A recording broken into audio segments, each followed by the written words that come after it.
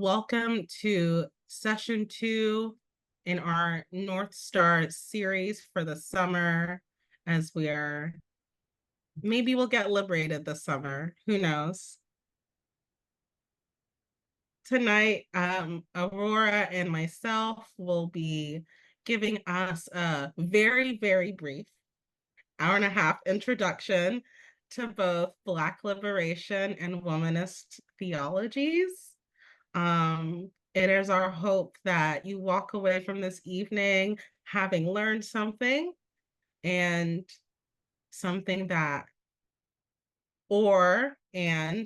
walk away from this evening having something that challenges you.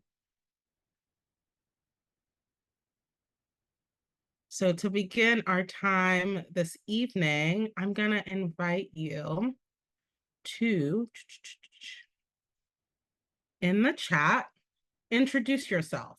And most of us on this call already know one another, but I'm gonna ask you to introduce yourself. Thinking about the lineages that we come from, the places that we come from and precede us, I want you to introduce yourself and say, my name is so-and-so, and I am the child of so-and-so, and the grandchild of so-and-so. So as an example, my name is Ekama Eni. I am the child of Catherine Ipele Ekpe Eni, and I'm the grandchild of Lucy Ekama Ekwali. So who are you? And who are you bringing with you in this space today? Wonderful. Thank you for reintroducing yourselves to us. The hope is that as we learn a new way of being, a new way of thinking about our freedoms, we can carry with us the traditions of these particular theologies. And both womanist and Black theologies share the notion that we don't go anywhere without all of the people that come before us. So thank you for introducing yourselves to us tonight. Before we get into our learning, I just want us to breathe with one another. So I'm going to ask you to inhale, my soul is a witness, and exhale, apathy is a curse. And so I invite you to sit as comfortably as feels good for you. Maybe put your feet flat on the floor and your palms in a level space. Inhale, my soul is a witness. Exhale, apathy is a curse. Again, my soul is a witness. And out, apathy is a curse. And one more time, inhale, my soul is a witness. And exhale, apathy is a curse.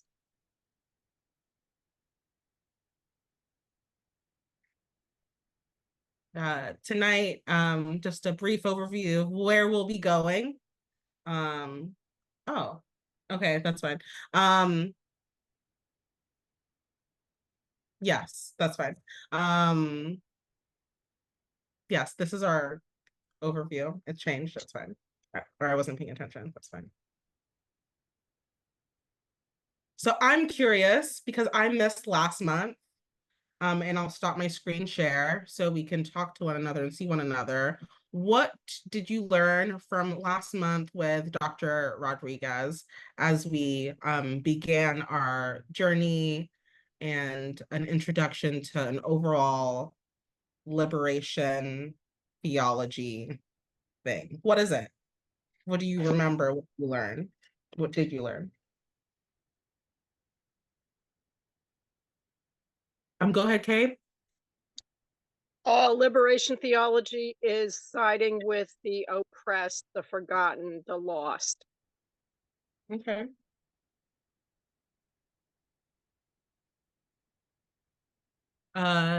Karen? Liberation theology in Latin America was particularly threatening to the powers that be because it was a methodology that could be used, applied anywhere. Right. Any other takers? It came from the margins. It came from the margins, the people on the outside. All right, Terry, I saw you raise your hand. Yeah, to continue that thought of it coming from the margins, it also came from the grassroots. Although there were leaders, one of the things I learned was how the wisdom and the methodology bubbled up from the grassroots, those on the margin. Carol?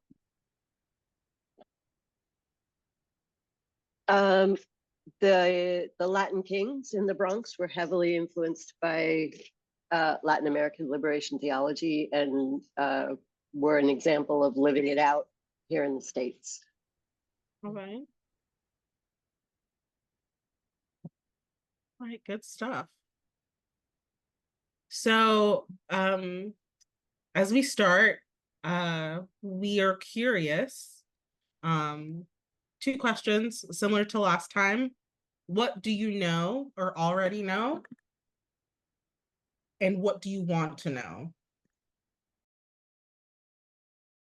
All right. So, I'm gonna take the top half and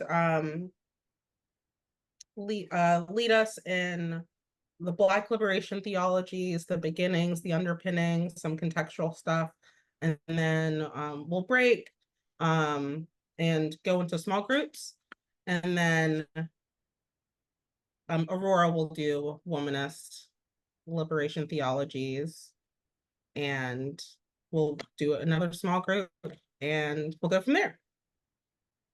Okay, so let me share my screen again. So how do we get here? In the world, I'm going to focus on what's happening in the world and what's happening in the United States that get us to James Cone being at Union. So what's going on in the world? We have in Africa, Black Africans that have been colonized by various European superpowers in the 16th and 17th century, post the global slave trade. Our main players of who's in Europe or which European nations are in Africa at the time. We have the United Kingdom, we have France, we have the Germanic states, Portugal, Spain, Italy, Belgium. They all have a stake in the game and carve Africa out into various parts and pieces for its wealth of natural resources. At some point, they find God and decide that slavery is bad. And yet the subjugation of the people still persists.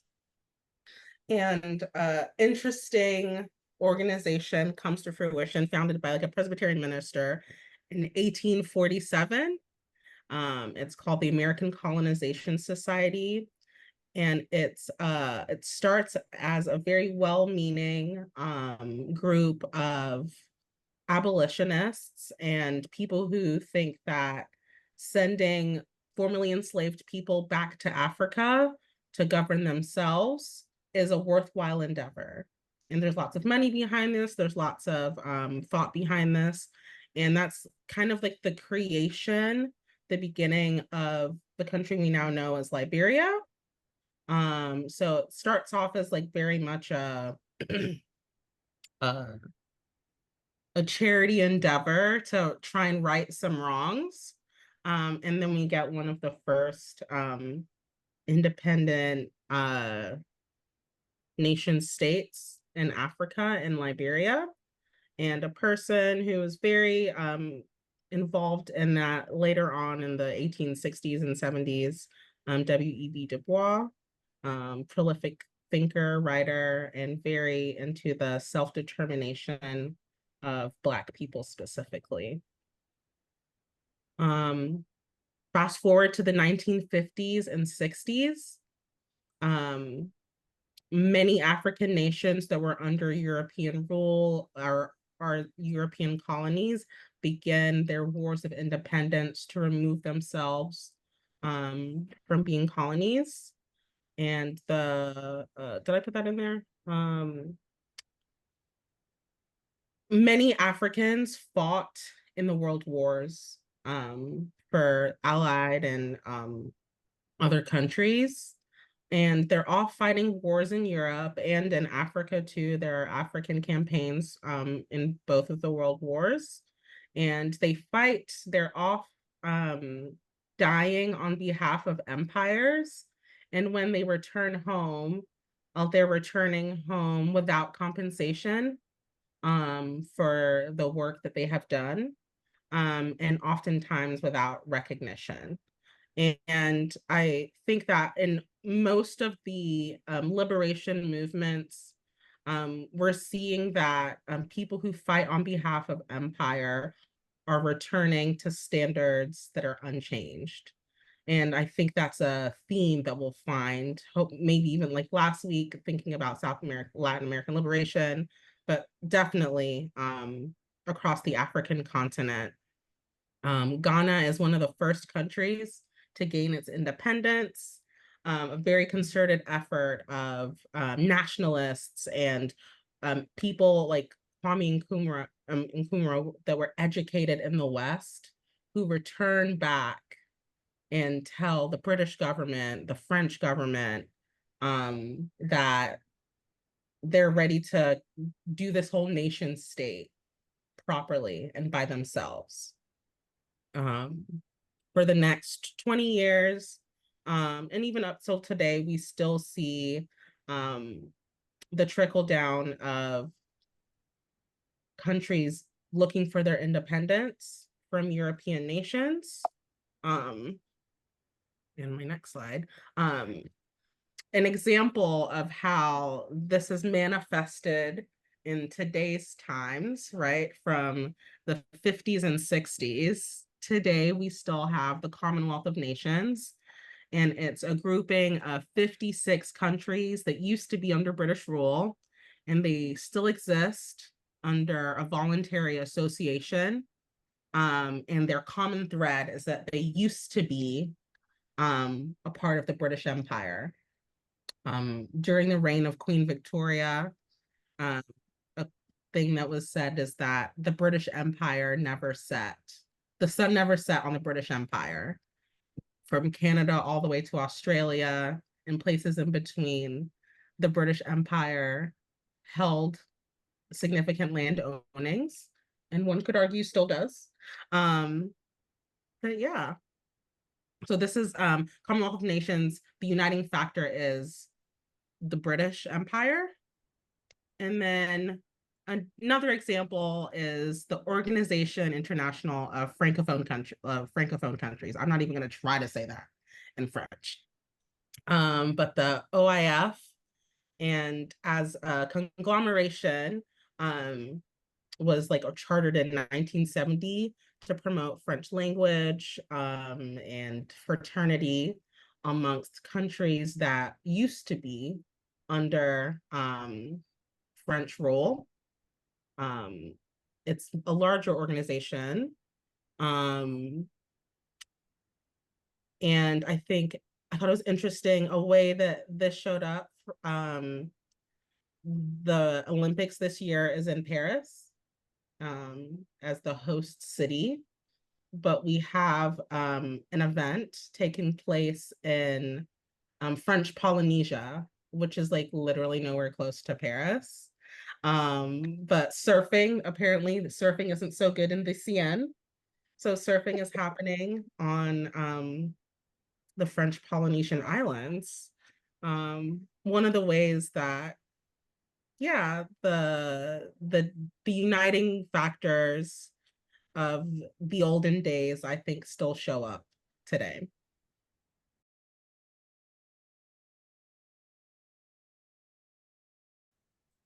Okay, so that's a little snapshot of the world.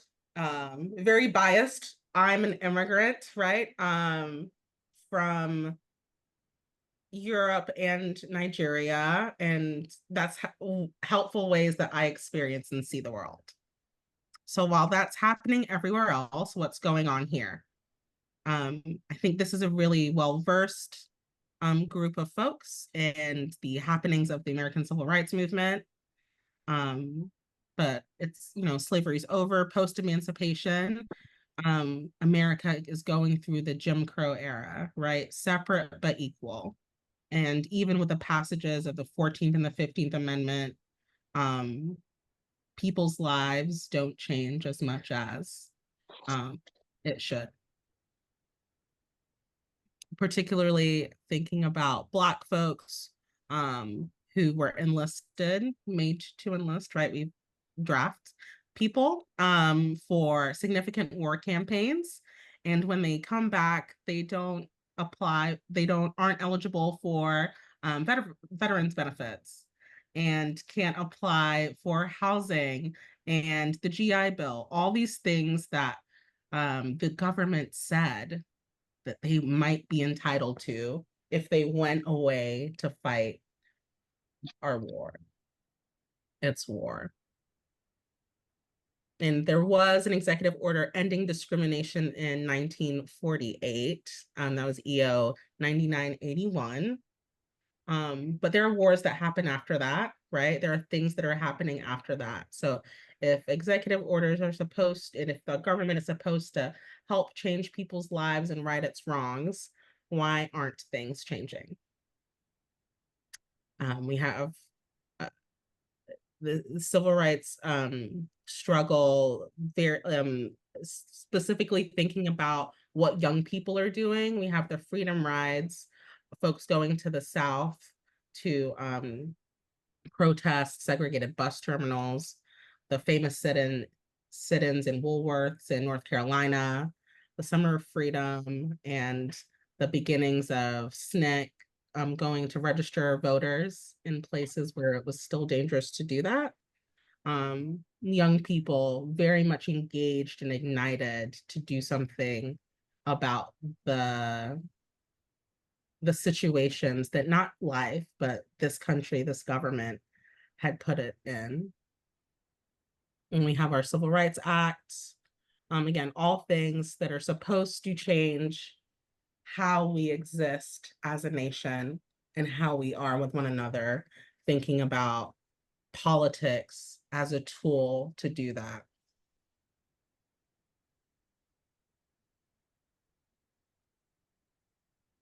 Similar time, we're looking Black Power. So we have continuation in a very, some might say, militant way of thinking about how Black folks are in relationship, not just to one another, but particularly how Black folks are in relation to the white dominant state. Race riots all over this nation. America is, race riots are a very significant part of our history. We have massacres, we have all types of violent ways that continue to pop up as people speak out against the injustices that the state does to them. Black Power, which will lead us into thinking about Black theology specifically as Black people determining the bounds of their relationship to white people in America. And Stokely Carmichael, one of the first leaders of SNCC, says that complete emancipation of Black people from white oppression should be by any means necessary, by any means that Black people deem to be necessary. And so there's lots of discourse that's not new or old to this time or the 1960s. Is violence necessary means to end oppression? Is the taking over of land and property an appropriate means to end oppression? Stokely Carmichael and the Black Power movement and thought would say absolutely yes, because Black people know what Black people need and how to achieve those means.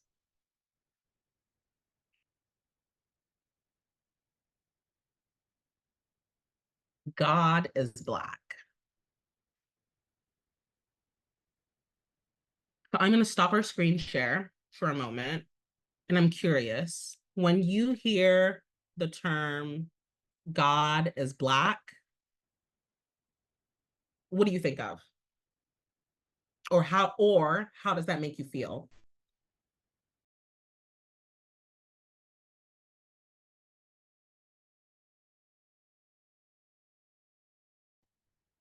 It makes me think of that, God and Jesus is an advocate or representative of the oppressed. And so I think it's natural, especially considering Jesus's life and backgrounds, that God would also be on the side of the oppressed and just, embody the oppressed.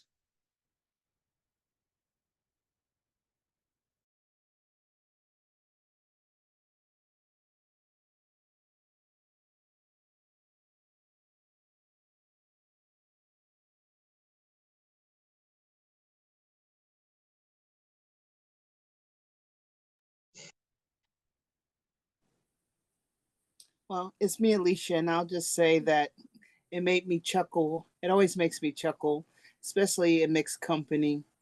That just to hear that thought when historically, I'm 61, so historically images, unless you're in a, even in Black churches, but in some Black churches, we did have the white Jesus, and then sometimes we had the Black Jesus, so we had some variation. But just to put those words in one sentence, I know even in 2024, some of my friends who look like me or speak a different language than me will be taken aback, or they would default to kind of like God is spirit. They'll not embrace the conversation about the possibility of a Black God. But when I think of God is Black and James Cone, I figured he was trying to awaken me to say, hey, all the crap that happened to Jesus, and if you look at the whatever has happened to Black people in particular over the course of the centuries, yeah, that's a matchup. So, Perry, I think I saw your hand.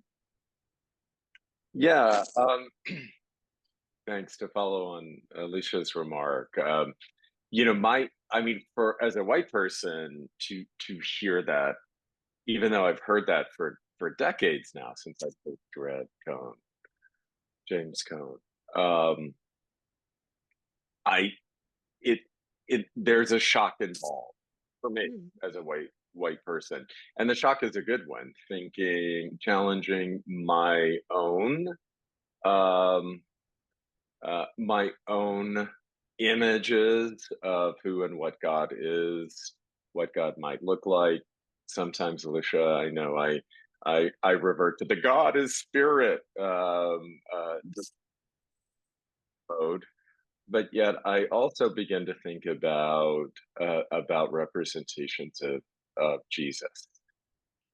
Jesus looks like in our churches, in so many of our churches. So I appreciate that phrase and take it to heart. Thank you.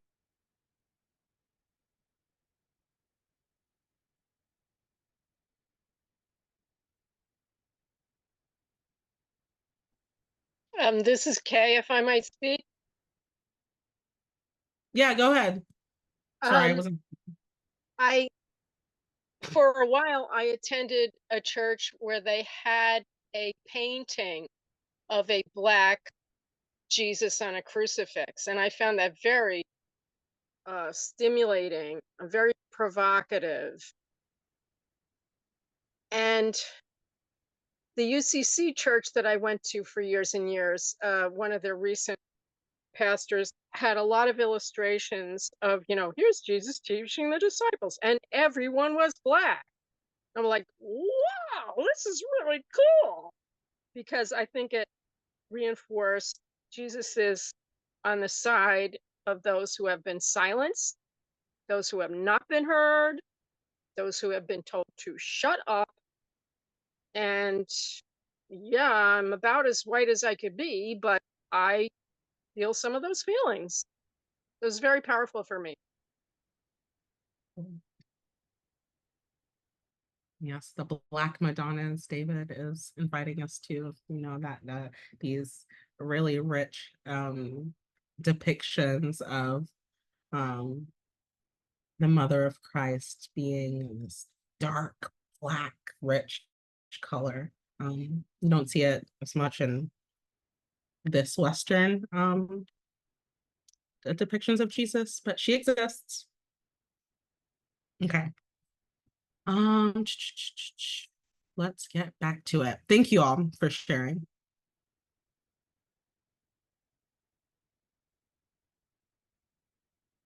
Black theology, what is it? James Cone is a prolific, rest his soul, theologian and pastor, good Methodist preacher. And I'll talk a little bit about that the next slide, but Black theology at its core is analyzing the Black condition in light of God's revelation of Jesus Christ, so we can better understand dignity for Black people by the power of the Holy Spirit. Black people exist, therefore Black people are loved by God. And if those two things are true, how do we respond? But Black theology has the power, or the reshifting how we think about Black people and the Black condition, if that is a thing, right? We believe that it's a thing. Black theology has the power to destroy white racism, because white racism is not just death dealing for Black people, it's also death dealing for white people. Black theology is theology or God talk that is by and for Black people. It does not depend on how it is perceived by white people. It might make both Black and white people feel, uncomfortable. But perhaps within that discomfort, Cone says that there's an invitation for a creative and meaningful response by white people, sorry, that's a typo, to God's Black condition. If God is Black, then what does that mean? If God is Black, how do I respond? Does it change the way that I respond? Does it change the way that I'm in relationship to people? And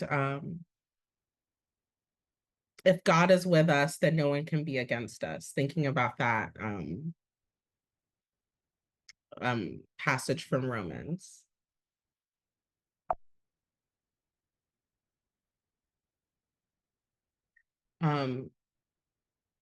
At the core of a lot of how James Cone is perceiving Black theology is this notion that Black people in particular, right, because they're the center of this thought, suffer.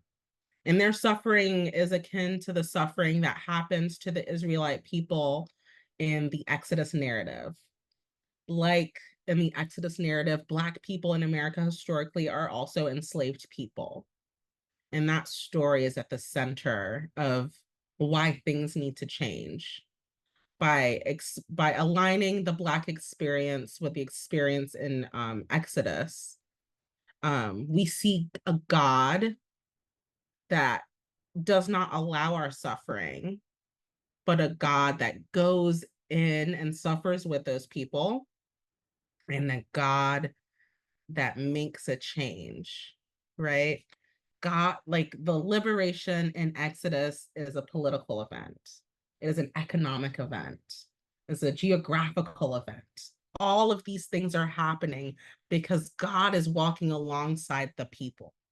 So if that is what happens in the Bible, how can we make that reality true in these times? We're not chosen by God to suffer, but we're chosen by God because God is taking that initiative to get us free.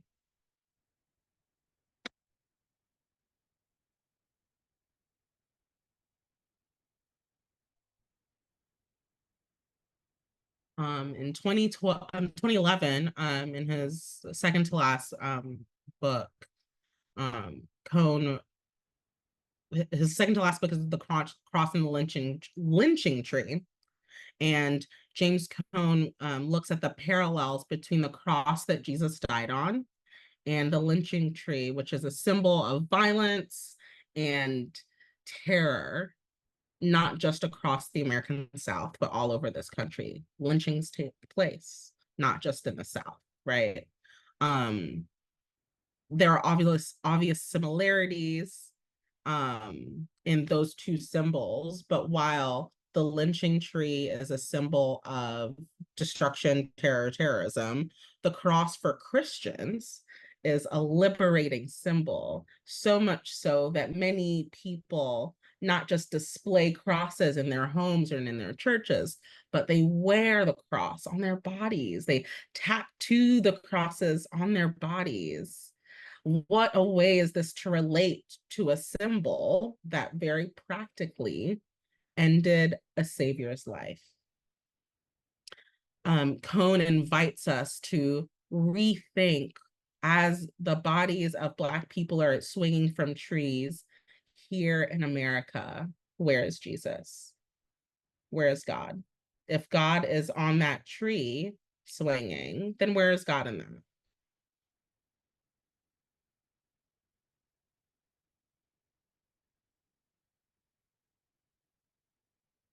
And bless his heart, James Cone is doing all of this work at the Union Theological Seminary in the city of New York. And many people on this call have also been in classrooms in that institution and may know that the classroom at Union is one of the most combative places that you will ever exist. James Cone was not, he was people's professor, right? He taught there for like 60 years, but his students gave it to him. And so while he's in his classroom talking about this God that is Black, this God that is suffering, his students are saying, sure, but what about the gay people that are dying of AIDS all over this city in 1980s? What about the Black women, the women who are not being affirmed and ordained and are experiencing violence at the hands of their churches? Those are the people that are sitting in James Cone's classroom, and they are saying, where are we in this? And Cone recognizes, as do all liberation theologies, that Black people are not the only oppressed people in this country or in this planet. And Cone tells all of his students to find their voice, to write about the ways that they are experiencing this life, this world, the ways that empires are oppressing them. It is only through the ability to speak about your experience and to tell someone else about it that liberation and community is possible. And some of Cone's fiercest critics in his classroom, he writes about, are the Black women. They challenged him. They did not have that suffering God, that God of the Exodus didn't relate to them. How can God be Black and God save us, and also take us into the wilderness and kill everyone that's already there. Where's the liberation in that? And while Cone is brilliant, that's what he's up against. And he recognizes that, and he gives his students and us the invitation to continue to speak and write about our experiences so we can all get free together.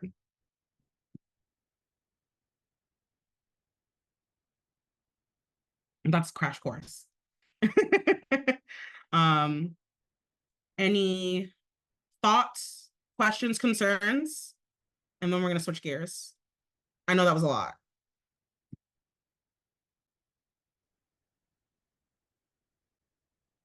That is a lot. And I'm trying to, my brain is working more slower than the slides, so my processing is a slide or two behind. But I got stuck a little bit on the, because I've always wondered about this fetish. Say it, I don't that's want to fine. offend anybody. The fetishization of the cross, right, as a marker of Christianity. And in my experience, I don't know if this is universal, as a marker of Catholicism more than Protestantism. But I'm wondering about what I've heard about the difference between the Catholic crucifix with the body on the cross and the Protestant empty cross, is that the empty cross is like a symbol of resurrection and hope and overcoming death. So I'm wondering about Cone's presentation as the cross as a symbol of violence, the empty cross as a symbol of violence. Right. So I'm like pulling up my notes, so I don't want to be wrong.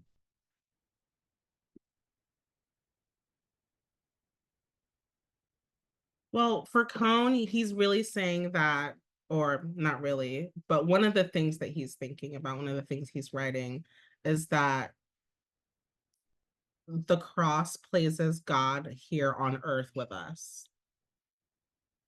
Right? If Jesus and God are one, then that cross, the moment of Jesus on the cross, is also a moment where Emmanuel comes to fruition. I don't know if that answers helps along with your theory, your queries, Carol.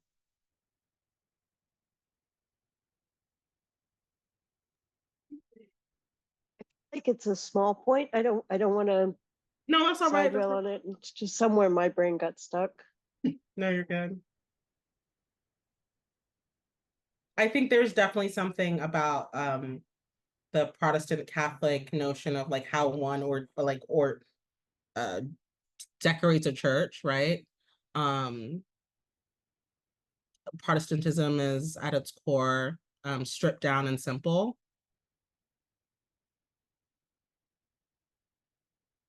No pictures, or not enough pictures, one might argue. Less candles.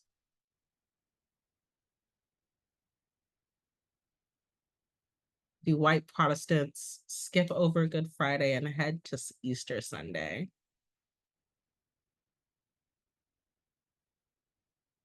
I don't know. What do you think? Our Good Friday service at SPSA is long, I'll say that.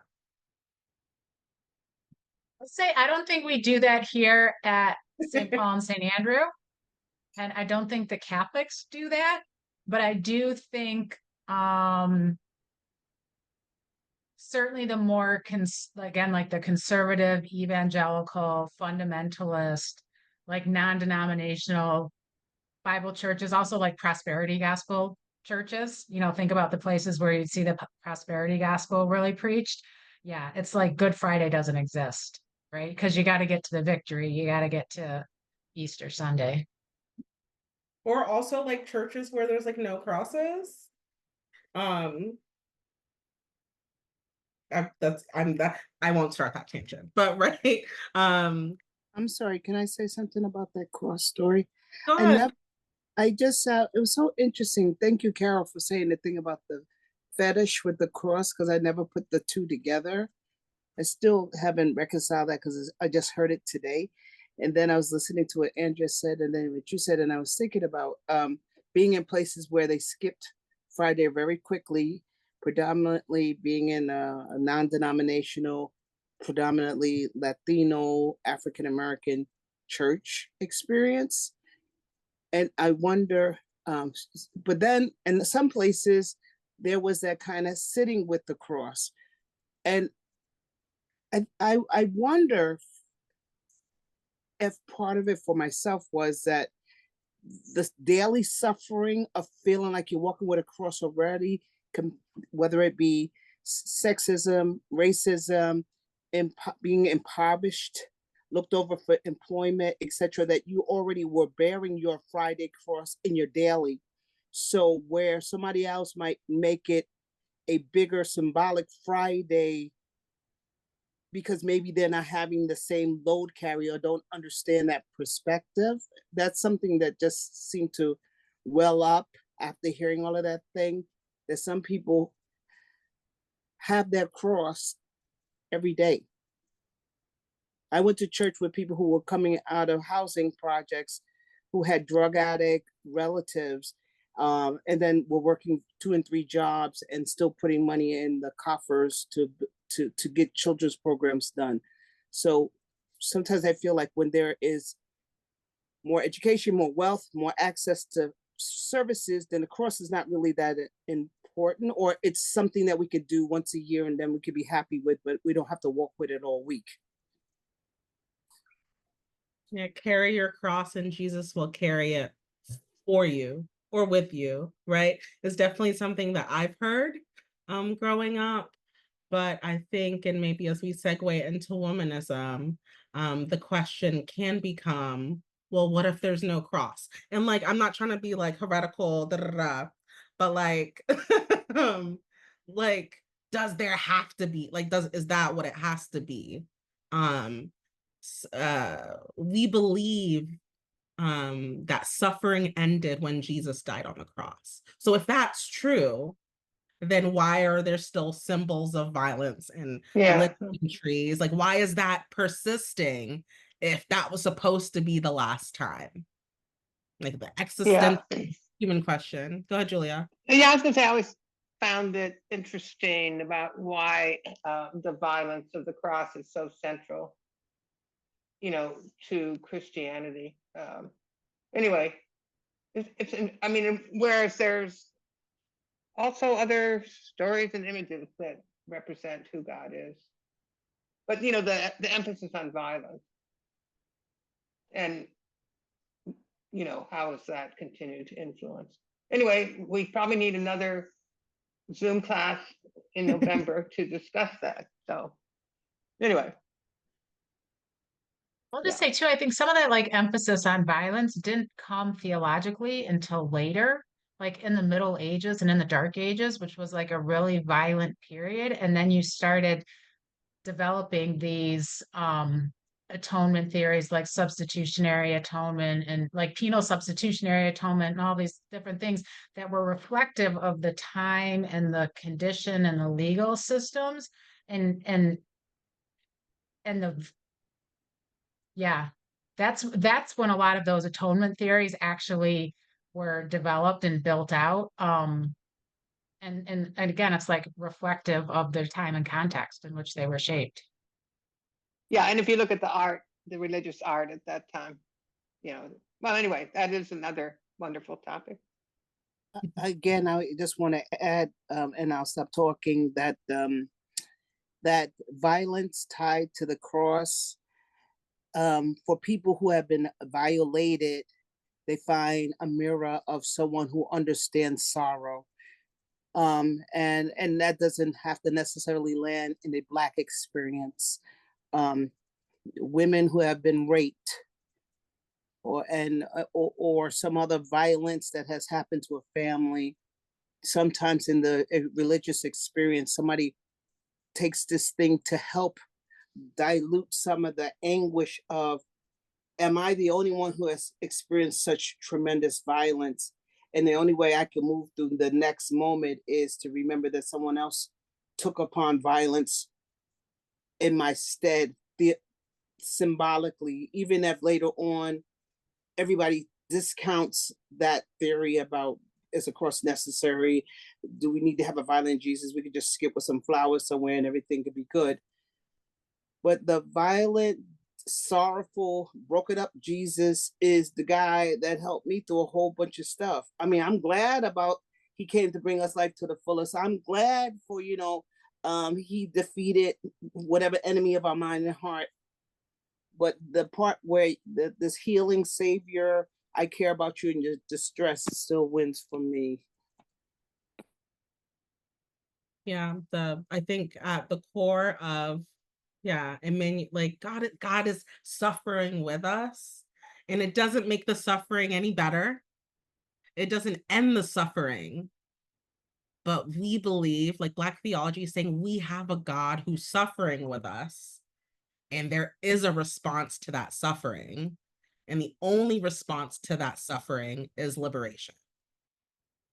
Period. Yeah, I agree. This is David Billings. What liberation theology brought to me when I first heard the concept is it freed me from the captivity of white supremacy. It gave me another world view. It gave me a theological grounding that I didn't have before. And so it resolved some of the contradictions that I always felt were just part and parcel of being a white Christian, saying, yes, all of that is true, but there is a liberation that you can also be a part of. So it fueled my organizing as a Christian. Thank you. All right, Aurora, you ready to take us to the next level? Yes, she'll run the slides for me.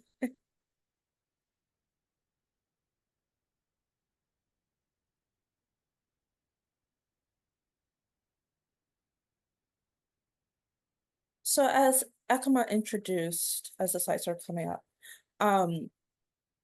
James Cone writes about how in his classrooms, a lot of the pushback he got was from Black women who didn't see themselves represented in the Black liberation theology that was really dominated by the Black men.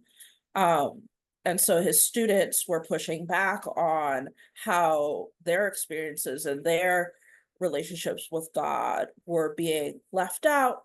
And next slide, Ekama.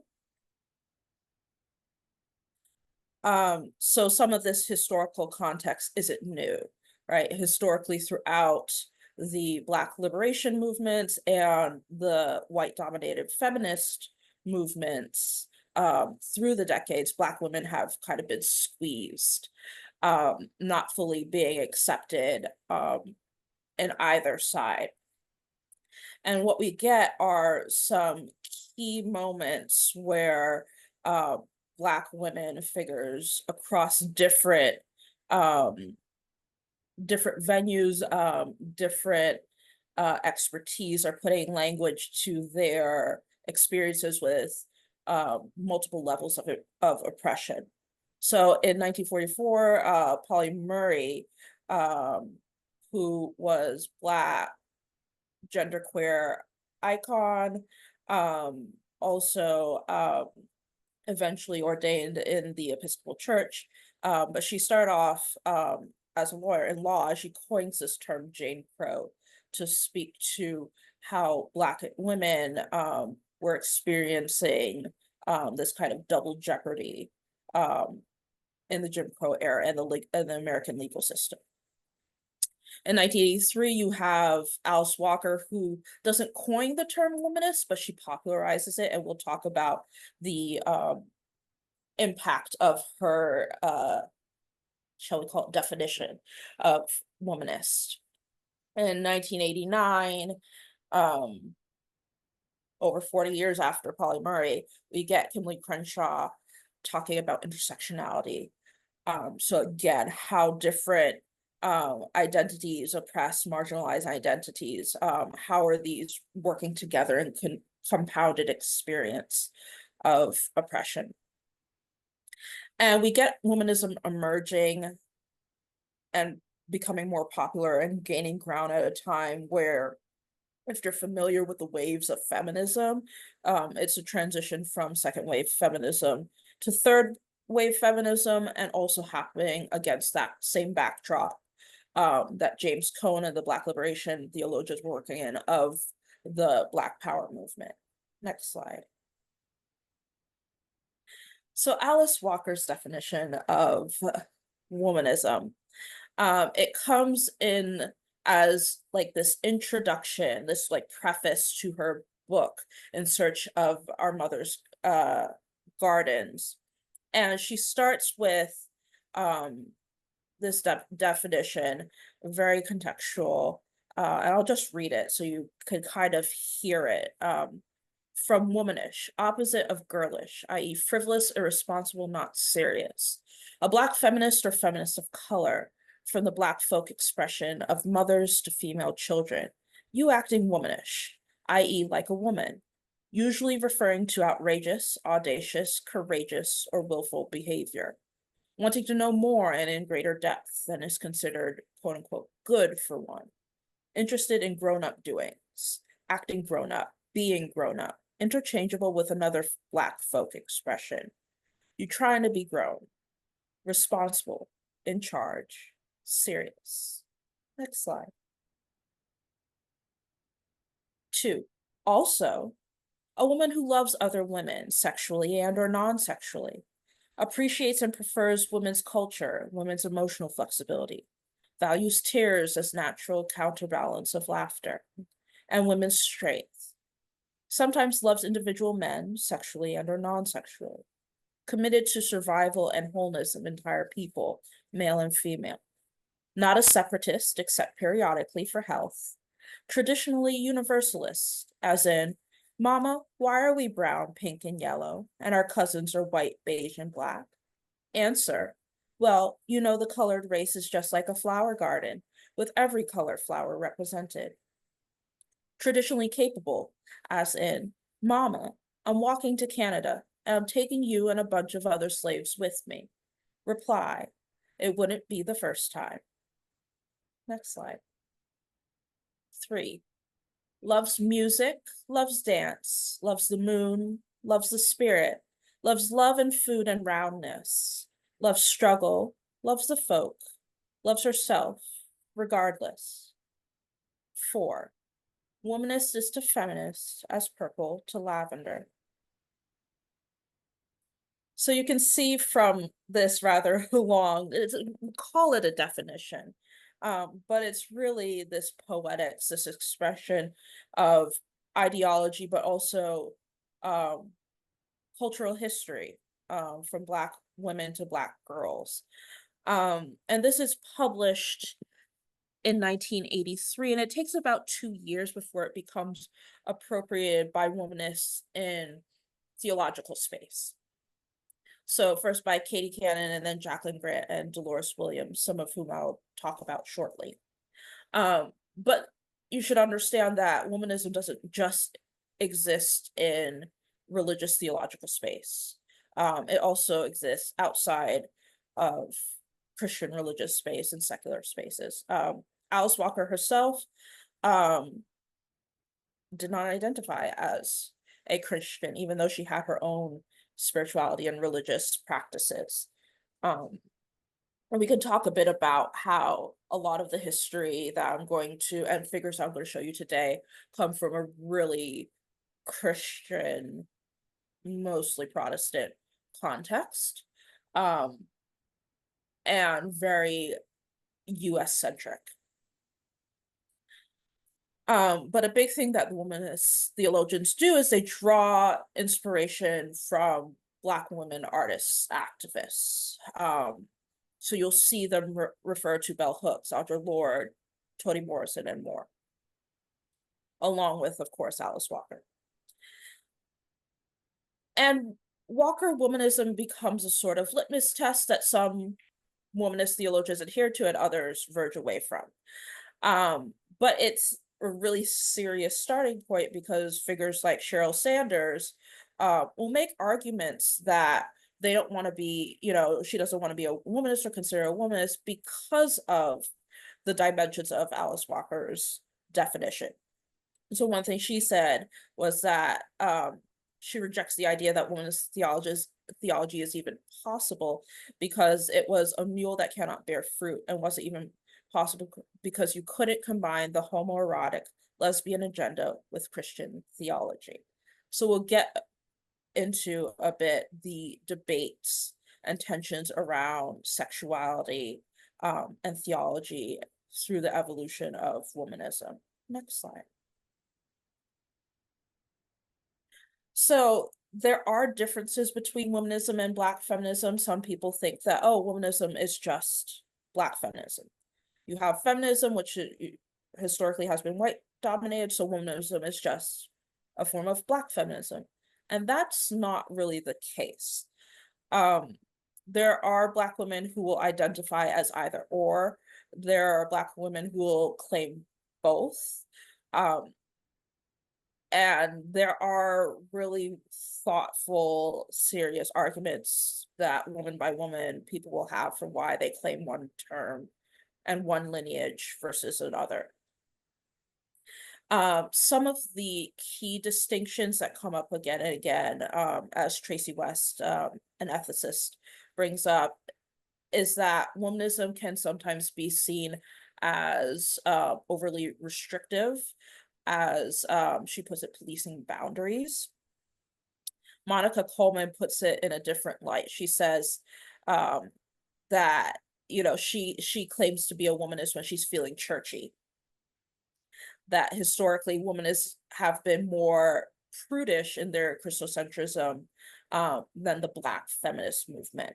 That the Black feminist movement has dealt more explicitly upfront with issues of body and sexuality. And I will talk about her, but Kelly Brown Douglas is really the breaking point where womanism begins to verge heavily into the territory of discussing sexuality and bodies. And she is kind of the starting point that gives hope and inspiration to a lot of closeted theologians, womanist theologians, to come out and to take the risk of talking about these things in the setting of the academy, even where the academy can be historically very violent to Black women and particularly Black queer folks. And this is really this shift really ushers in a new wave of womanism. Next slide.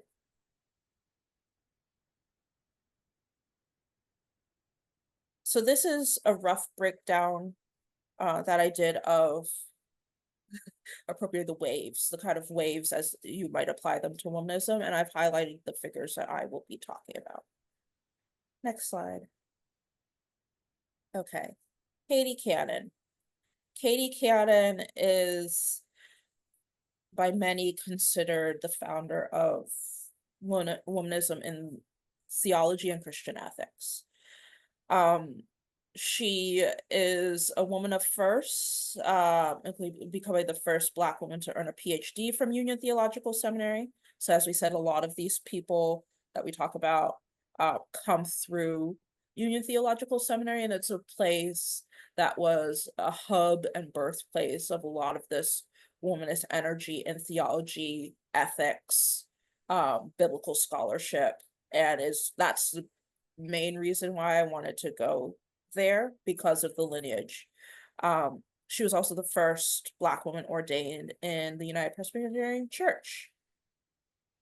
Some of her seminal texts are Katie's Canon, Womanism and the Soul of the Black Community, and Black Womanist Ethics. And I'll talk the next slide about her key contributions. So Katie Cannon wrote, I maintain that Black women writers stay intimately attuned to the social, cultural, and political environment in which Black life is lived, and that their writings enlarge our theopolitical consciousness and our concept of ethics altogether.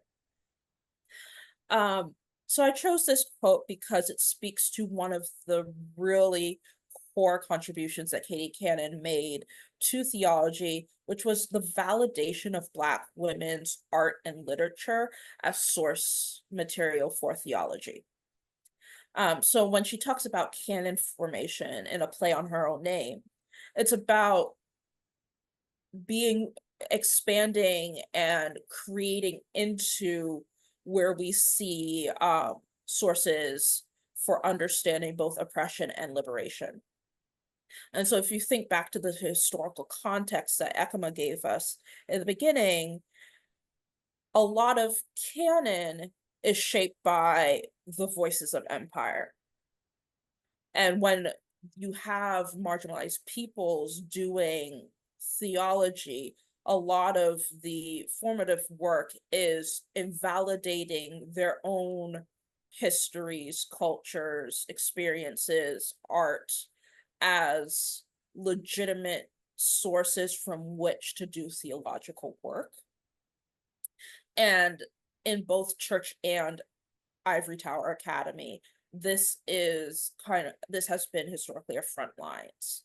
This is the hard work of convincing the powers that be, often indoctrinated with imperial standards of what counts as rigorous education, rigorous scholarship, what counts as divinely ordained theology, right? The front lines is convincing them that the people left at the margins have something valid to say about, scholarship, about God, etc. And so what Katie Cannon did was kind of bust open the parameters of what canon should look like. And not only did she talk about text and Black women's literature, so think about the work of Toni Morrison and looking at the novels that Toni Morrison wrote and thinking about, well, how does theology show up here? So something like that. And the argument that Katie Cannon was making is that once you look at Black women's artistic work and the testimonials of their life experiences in that work, you find new ways of understanding ethical concerns that are overlooked, and you find new ways of understanding tactics, methods, and creative innovations on the pathway towards liberation. Next slide. So we go from the late Katie Cannon to the late Dolores Williams. She was one of those heavy hitter students of James Cone that was really pushing back against him in the classroom at Union. She is my inspiration, and she was my her work was my entryway into womanist theology. And her seminal text, Sisters in the Wilderness, The Challenge of Womanist God Talk, is one I go back to a lot. Next slide. And so for Dolores Williams, she is someone who really spoke to a lot of the questions you all were raising about the symbol of the cross, the violence of the crucifixion, how we understand it in the context of liberation and hope. And her real pushback on James Cone was that James Cone and the Black Liberation Theologians based a lot of their work in the Exodus story. And they treated the Exodus story as this wonderful liberation story of how God comes and liberates the marginalized, the oppressed from empire. And Dolores Williams made two arguments there. One, Exodus isn't just about liberation. There's a lot of violence there. There's a lot of genocide. that gets overlooked in the process of the Israelites being freed from Egypt and then eventually getting to the promised land. And two, her key contribution to theology was this idea that a lot of people do not experience liberation. Some people are just focused on survival. A lot of Black women don't get to liberation, but they still understand God and experience God as a co-conspirator in their survival work. God shows up for them in the daily work they do just to survive. And one of her big contributions was this idea of God showing up in the wilderness. And God showing up in the wilderness, and she based her survival and quality of life tradition theology on the historical evidence of Black women meeting God in the wilderness, and the Hagar story, where God comes to Hagar after she has fled to the wilderness. But to speak to some of Dolores Williams' concerns around soteriology and how Black liberation theologians and others were thinking about salvation, she really struggled with the idea of, and Andrea's raised it, this kind of surrogate Jesus figure, the surrogate Christ. The atonement theory where Christ dies as a sacrifice in our place, so we're absolved of our sins. And she said that this is an issue because of the history, again, American context of Black women's experience with surrogacy. And she split it up into two eras. So during the slavocracy and the antebellum period, there is coerced surrogacy. This term representing how Black women were forced into different kinds of labor. So both masculinized, right, not treated as delicate and dainty in their womanhood the way white women were. A lot of Black women were forced to do manual labor just like the men, alongside the men in the fields. And then there's also the women forced to work in the houses, the domestic labor to supplement or replace white women's labor in the homes, but also the sexual exploitation that often came with that from the slave masters. And this is to distinguish from what Dolores Williams called voluntary surrogacy in the post-Civil War era, where a lot of Black women were still working in white people's homes and providing a lot of domestic labor, which on the back end freed up white women to have more flexibility in what they did with their lives, because Black women were in the homes providing a lot of the labor to care for home, care for the children, and also it's still in positions of sexual vulnerability. Even though she calls this voluntary surrogacy, she does acknowledge that there are a lot of inequitable systems that were pressuring Black women into these positions.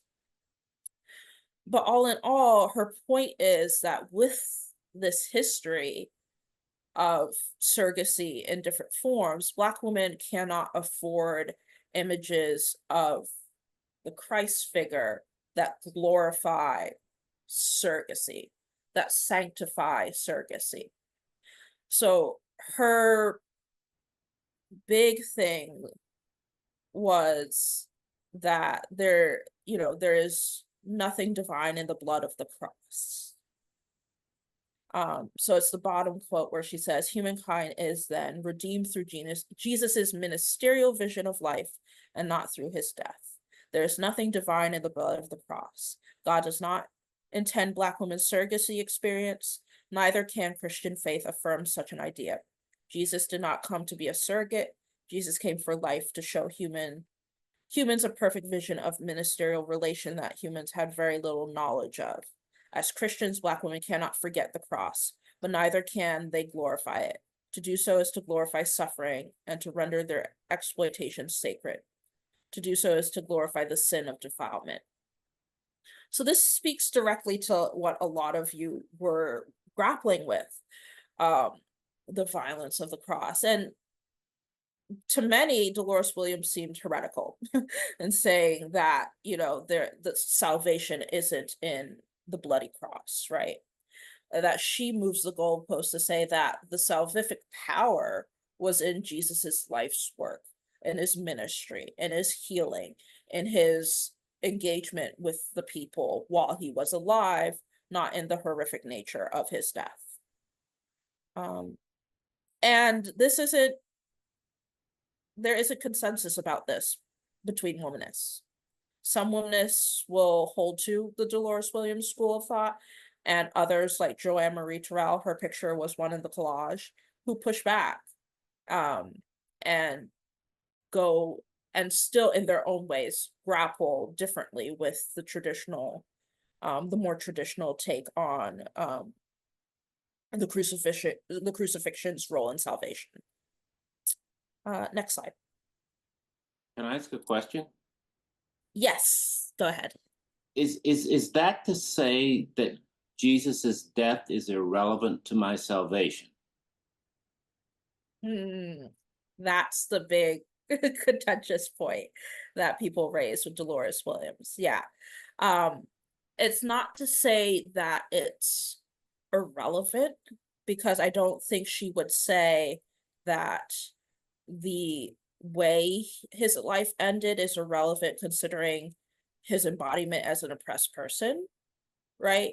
The kind of through thread from being the oppressed person who fights against empire, who is then killed by empire. I don't think she would say it's irrelevant. She would say that we have to back up from it so that we don't glorify and sanctify the bloody nature of him dying in our stead.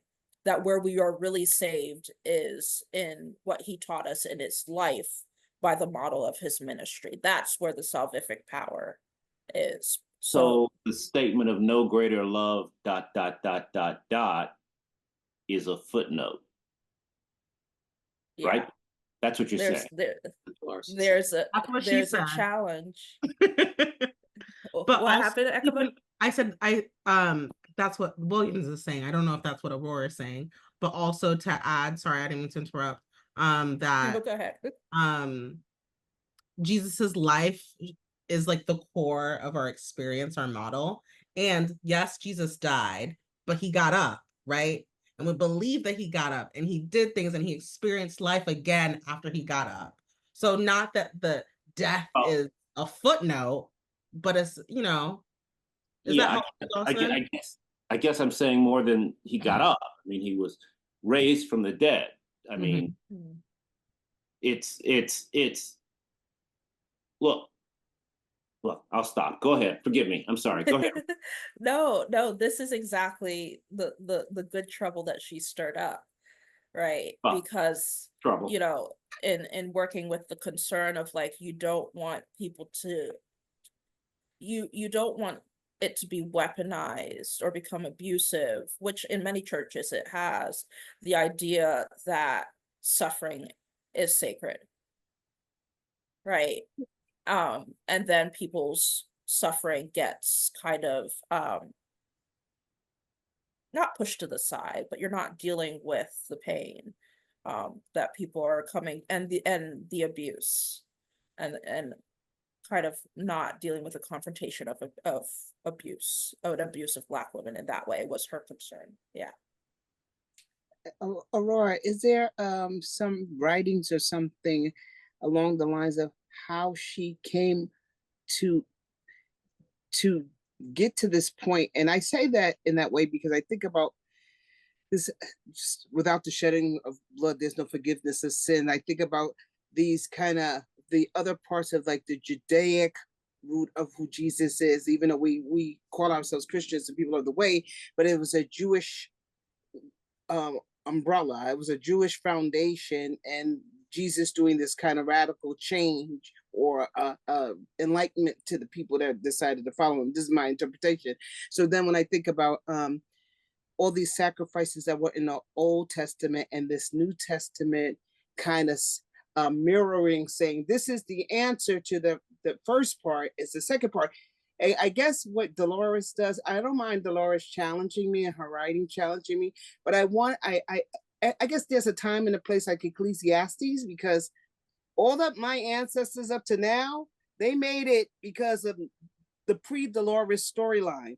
Now in 2020, 21st century, I wonder how that will encourage womanists or Black women or any people who read her writings to still find hope in Christ without needing a sacrificial Jesus. And I'm wondering how those two things exist, because then what's the use of Christianity? Is just a nice little other thing that makes us feel good and ties us to troubles, but there's no differentiation model that makes it so unique for me.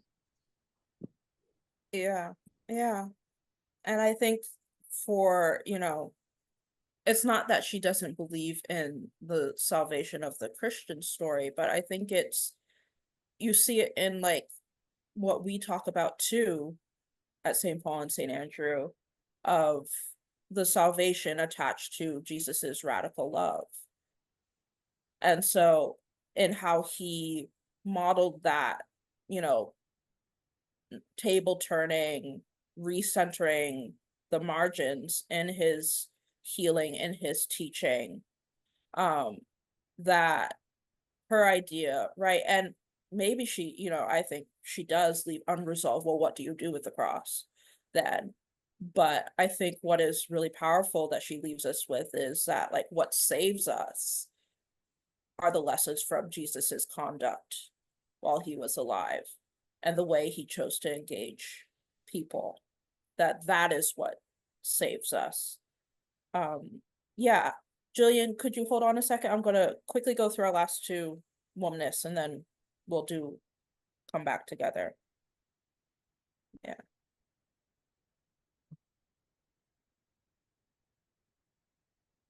Okay, so into people who are still alive and with us today, Kelly Brown Douglas. She just retired from teaching at Union Theological Seminary last year, but she is still,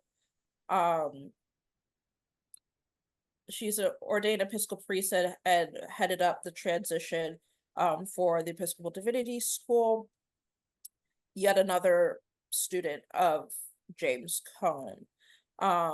And her seminal texts are Sexuality of the Black Church, a Womanist Perspective, Stand Your Ground, Black Bodies and the Justice of God, and Resurrection Hope, a Future Where Black Lives Matter. Next slide.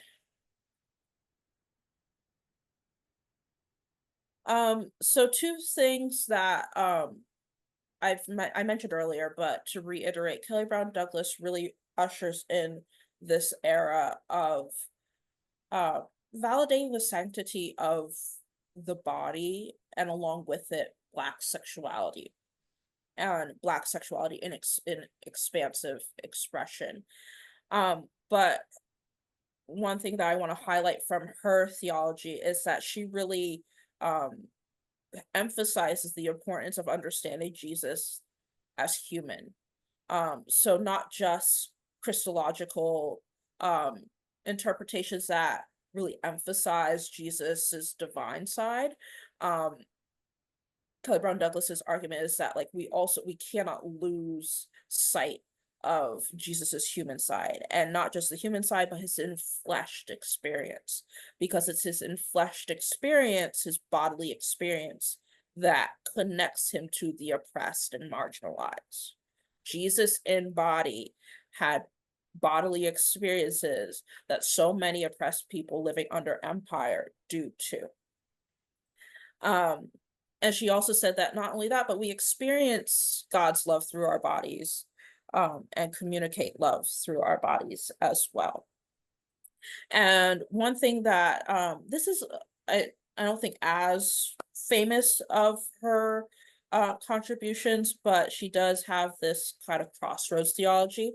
So if you think back to what I said about Katie Cannon, really drawing on Black women's culture, artistic expression, Kelly Brown Douglas is doing something similar in her own way, really drawing on Black American, again, American centric, Black American culture as theological source. And she talks about blues and the duality in blues of the suffering, but also the hope, and understanding that, you know, God has gotten often the singer, the in lamentation saying, well, God has gotten me through all sorts of suffering.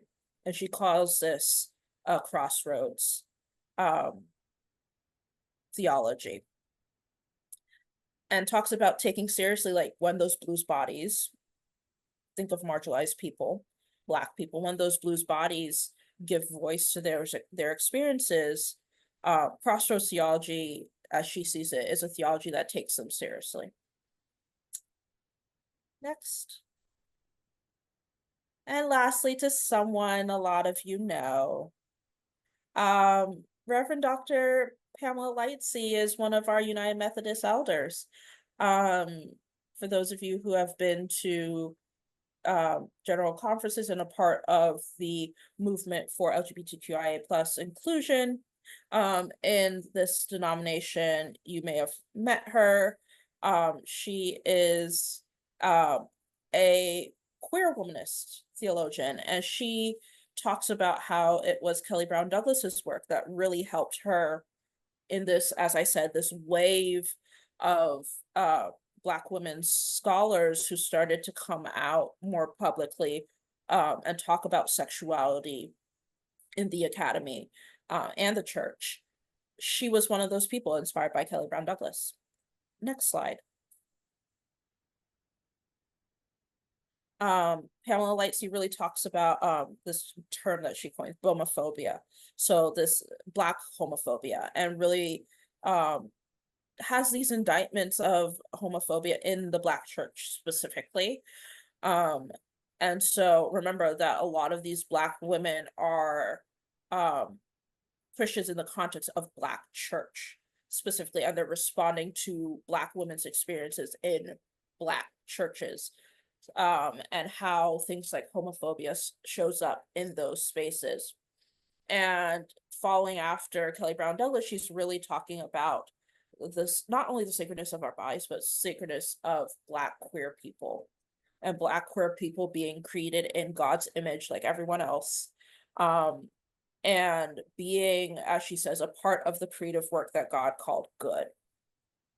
And she has this ecclesiological take, meaning like end times, looking towards the end times, that the Black church cannot fulfill God's will and evolve into what God wants it to be without the contributions of Black LGBTQ+ people. And so next slide, I think that's it. Oh, and where is Womanist theology now? Well, doing a lot of the same things, growing in terms of the courageousness, or as Alice Walker says, the audaciousness in talking about some of these still kind of taboo topics like bodies, sexuality, Black women's role in the Black church, and still drawing from the wellspring of Black women's art. So some voices in what you may call third wave, moving into fourth wave womanism, include Ebony Marshall Turman.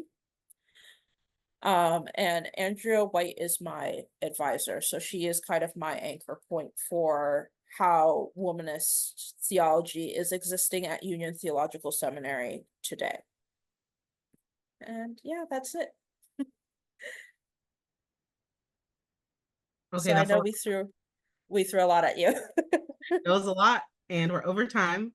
But are there perhaps maybe like one or two closing thoughts or questions that may not get answered, that are not minor aurors, that people would like to bring into the space? I just wanted to mention thank you so much for this review and like in session about womanism and Black theology. When I was reading Dolores Williams in Dr. White's class, I kind of felt like she wasn't opposed. I mean, she is opposed to suffering, but she recognizes that suffering is a part of life. But I think like the point of it she is trying to make is that redemptive suffering and suffering for like a purpose is should not be part of the Christian experience, or yeah, it's not like we should work to alleviate and suffering and not sanctify it, like you said. Yeah, thank you. And that's part of the terminology, right? Thank you for introducing that, the redemptive nature of suffering. And she, like many others, were really struggling with the big question of like, what does it mean to believe, if you believe that God needed a sacrifice in order to forgive the rest of us, right? And so that's what she's troubling, especially in a world where, an American context, where oftentimes Black women are the sacrifice in order for others to be able to progress. And so that's, thank you, Jillian, for that offering. Yeah, troubling that redemptive nature of suffering. Would someone like the closing thought or question that may not get answered?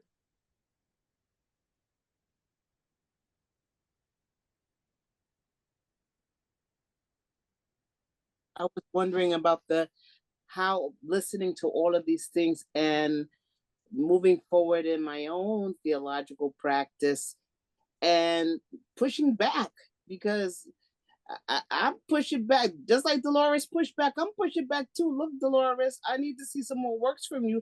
I respect you pulling that all out, but I can't.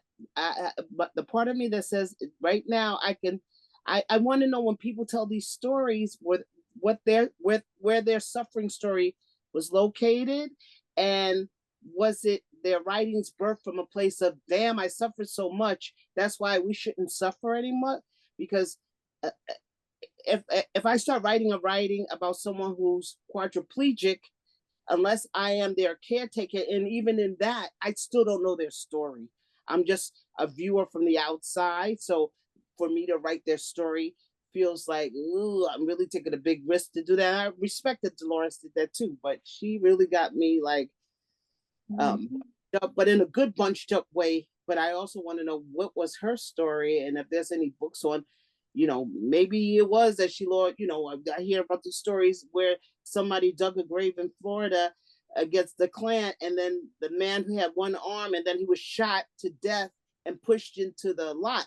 That family who had to live through that suffering in the 20th century probably hung on to stories like the suffering Jesus. How do I reconcile that with the updated version of Jesus that doesn't need any suffering, and everybody who's already not really suffering gets to skip down the block, almost like, and everybody else who's suffering is just like, oh well, you're thinking theologically wrong. So yeah. Okay, no, but I'm being you're on the right track, Alicia. I mean, let me tell you, like the first thing I did with my hubristic undergraduate self, like my college thesis, was pushing back on some of Dolores Williams' stuff, because she talks about, she had trouble with James Cone saying, God is a liberator. And she said, well, God meets Black women into their survival work. And my thing was, well, what about the times when God doesn't show up? And there are people who feel like in their survival work, God hasn't showed up. And we have a lot of texts in the Bible where women are traumatized and there's no real mention of God showing up. So there's a lot of back and forth conversation amongst the womanists. Lively bunch. I was gonna say, but I think if we just look at current events and, stuff that's happening in the world, we can't help but say, where is God in this? Is this what God wants? And I remember my mother challenging in a health crisis in her hospital bed, where the pastor left some scripture, which I can't remember exactly what it was, but something about suffering. It's okay that you're suffering, kind of thing. And it angered her. This is not okay. It's not okay. This is not what God wants. And so you prompt me also that I'm going to read more of Dolores Williams, etc. But, I was one of those who went to the Reimagining Conference in '93, and I was struck by her that she raised questions that really got me to rethink. It didn't mean that I had to agree, but it challenged me. What is central for me in this Christian faith and who Jesus is? So yeah, I don't think we need to be afraid of the questions. Yeah. Yeah, Thank you. and I think the instinct to ask, well, what were their stories and how did they inspire them to come up with the theological takes that they did is actually very womanist, right? To go back to people's stories, to go back to their testimonies and see how it shapes the way that they talk about and understand God in their lives. To expand that canon. All right. Thank you, everyone. We'll let you get to your dinner and like your evening. Thank you for learning with us and being with us. And we'll look forward to being together again at the end of the month. What's next? Feminism? Yeah, feminism. With Andrea. And Julie Faith Parker. Oh, okay, period. Okay. All right. Love you all. Thank you. Thank you. so This much. is awesome. You two are amazing. Thank you so much. Thank Ekama and you. Aurora.